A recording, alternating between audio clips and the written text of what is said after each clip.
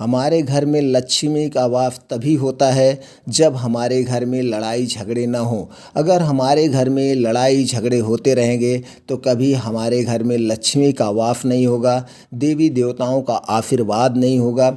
जैसे कि पूर्वजों ने या जैसे कहा गया है, जिस घर में सुख शांति रहता है, परिवार में एकता रहती है, उस घर में लक्ष्मी का वास होता है। तो लक्ष्मी का वास कैसे हो, अपने घर में सुख शांति कैसे लाएं, चलिए इस एक कहानी के माध्यम से सुनते हैं। दोस्तों, कहानी में आप डूब जाएं उसके पहले आप चैनल को सब्सक्राइब कर लें। इस तरह से आपके पास वीडियो हर हफ्ते 1 से 2 आती रहेगी। तो दोस्तों चलिए वो कहानी शुरू करते हैं। एक समय की बात है, एक जंगल में एक मोर मोरनी रहते थे। मोर मोरनी जंगल में रहते थे तो अपने जंगल से दूर किसी जंगल में चले गए थे, क्योंकि वहाँ पशु पक्षियों में हमेशा झगड़े होते रहते थे। तो फिर एक दिन की बात है, मोरनी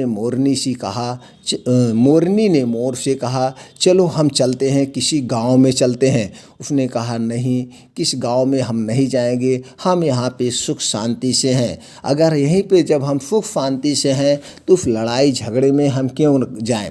लेकिन बहुत जिद करने के बाद मोरनी इतना जिद पे आ गई, नहीं चलो चलते हैं, नहीं चलो चलते हैं। तो वह चले आए एक गांव में। उस गांव में एक राजा रहते थे। राजा जो है बहुत ज्ञानी थे। उनको जो है पशु पक्षियों का ज्ञान था। पशु पक्षियों के से संबंधित वो शास्त्र का अध्ययन किए थे। उस शास्त्र में वो बहुत निपुण थे। कौन से पशु पक्षी क्या बोलते थे, क्या कहते थे, उनको ये सब पूरा नॉलेज था। तो एक समय की बात है, राजा खाना खाने बैठे थे। रानी बहुत बढ़िया बढ़िया व्यंजन बनाई थी। व्यंजन बना करके राजा को परोसी। राजा को बुलाई, राजा आइए खाना खा लीजिए, खाना हम लगा चुके हैं। राजा कहे, चलो ठीक है, खा लेते हैं। तो खाना खाने बैठे दोनों लोग। उस खाने में से एक दाना नीचे गिर गया।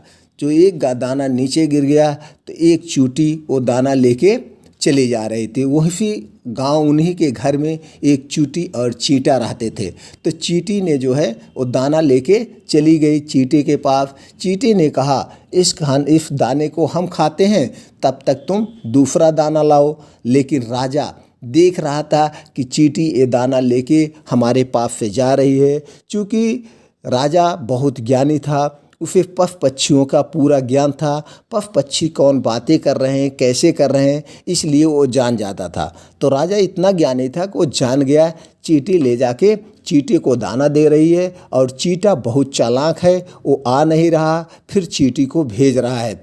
तो चींटी कह रही चींटे से, नहीं, मैं नहीं जाऊंगी, राजा मुझे देख रहा है। चींटी भी बहुत जानकार थी कि मुझे राजा देख रहा है, अगर मैं उनकी थाली से फिर एक अन्न चुराऊंगी तो राजा मुझे मार सकता है।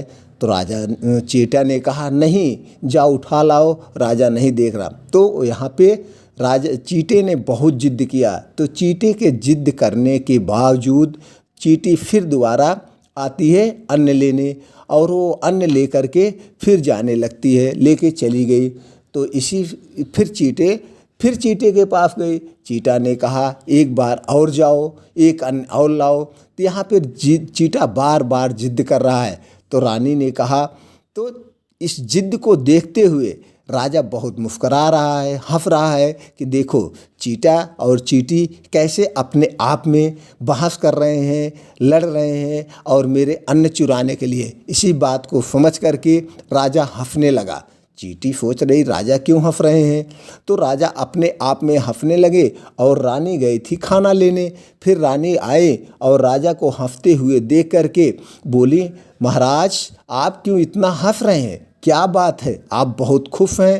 राजा ने कहा, नहीं, कोई बात नहीं है, कोई बात नहीं है प्रिय। लेकिन रानी के जिद करने लगी, नहीं, कोई तो बात है जो तुम हंस रहे हो। और चींटा चींटी उधर से देख रहे हैं, राजा इधर से मुस्कुरा रहे हैं। तो फिर रानी पूछ रही है, नहीं, कोई तो बात है। रानी जिद पे अड़ गई। और आप जानते ही हैं, कोई स्त्री जब जिद पे जान लेती है, जानने के लिए उसको ज़रूर वो जान लेती है। तो यहाँ पे हमको यही सीख मिल रही है कि जो है रानी जिद करने लगी। राजा ने कहा नहीं, अगर हम बता देंगे तुम बहुत पछताओगी, इसलिए हम इसको बताना नहीं चाहते हैं। फिर मानी नहीं, चूँकि उनको श्राप था। अगर चींटी ने यही कहा चूटे से कि चूटा कह रहा है कि राजा बता देंगे रानी से, तो चींटी ने कहा नहीं बताएंगे। अगर राजा बता देंगे तो राजा जो है भद्रिका हो जाएंगे, इसलिए राजा नहीं बता रहे हैं। राजा ये बात भी जानते थे, इसीलिए राजा ये बातें रानी को नहीं बता रहे थे कि वहाँ पे चींटा चींटी हमारा अन्न ले जा कर के बहस कर रहे हैं। लेकिन रानी बार बार जिद कर रही है, नहीं बता दीजिए, हंसने का क्या कारण है।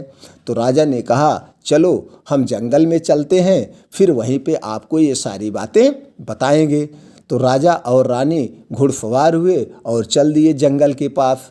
जंगल में दूर एकांत में गए तो कहें रानी से फिर एक बार सोच लो, अगर ये बात हम बता देंगे आप बहुत पछताओगी। रानी ने कहा नहीं, हम नहीं पछताएंगे, ये बात तो आपको बताना ही पड़ेगा। रानी अपने जिद पे अड़ गई।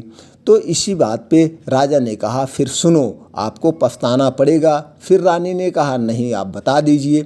तो राजा बताने लगे। राजा ने कहा जब हम खाना खा रहे थे और आप फिर हमारे लिए खाना लेने गई, उसी समय एक चींटी आई। जैसे इतनी बात बताएं तो फिर राजा आधा भद्रिका हो गए, इनका शरीर बदलने लगा। राजा ने कहा अब नहीं बताएंगे। रानी फिर जिद की, आधा तो बता ही दिए हो, आधा और बता दो। आधी तो बता दिए हो, आधा और बता दो। तो राजा ने कहा नहीं रानी, एक बार फिर सोच लीजिए। रानी ने कहा नहीं, आप बता दीजिए। तो फिर वो पूरी बात बता देते हैं। जब तुम खाना लेने गए तो चींटी मेरे में से चुरा के खाना ले गई, चींटे को दी, चींटे ने फिर भेजा। जैसे इतनी बात कहें राजा भद्रिका हो गए। फिर रानी पछताने लगी। तो हमको दोस्तों यही कहानी से यही सीख मिलती है, कभी हमको कोई भी बात, अगर हमको सुखी रहना है तो हमको स्त्री को नहीं बताना चाहिए। अगर राजा बात नहीं बताए होते तो राजा भद्रिका नहीं बनते। कोई भी स्त्री है, पुराणों में भी कहा गया है, इनके बात नहीं पचती है। इस कहानी से हमें यही सीख मिलती है, हमको घर में सुख शांति बनाए रखना है तो हमको कुछ बातें सीक्रेट रखनी चाहिए, नहीं बतानी चाहिए, गुप्त रखनी चाहिए। तो दोस्तों इस कहानी से हमें यही सीख मिलती है। आगे फिर दूसरी कहानी में हम आप लोगों से मिलेंगे।